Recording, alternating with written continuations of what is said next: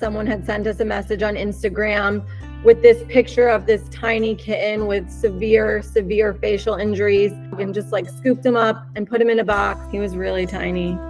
And we had her rush him to our emergency local animal hospital. They never were really sure exactly what happened to him, but he definitely was missing a significant portion of his face. And he stayed in the hospital for about a month. Since the day he was rescued, I would go visit him at the hospital. And when I got there and saw like how tiny he was and how injured he was, it just literally like broke my heart. And I knew that I wanted to foster him. And he had his first surgery and it was only partially successful. They took like some of the skin from his neck to like cover the parts of his face that were missing. So then we decided to get him like a surgery consultation at a specialty hospital here in New York City called AMC. He had an MRI to see if he could do another surgery.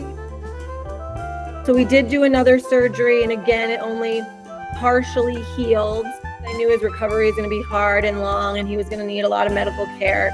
And I really wanted to dedicate myself to getting him better.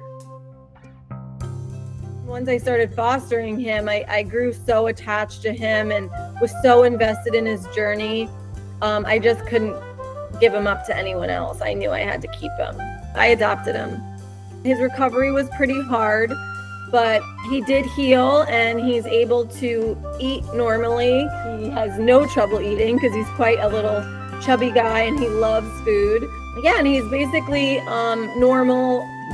We do have to help him clean his little nose out. We do help clean the fur around his mouth because he does drool a lot because his tongue kind of hangs out. And he definitely is my little shadow. He sleeps with me every single night, like cuddle next to me every night. And he's like my best friend. His number one favorite thing to do is eat, and his number two favorite thing to do is chase his little bee toy. He's always screaming. He carries around this cute little bee toy in his mouth that's like a stick toy, and like runs around and screams to say like, look, I got this for you. He screams at me if I'm making chicken.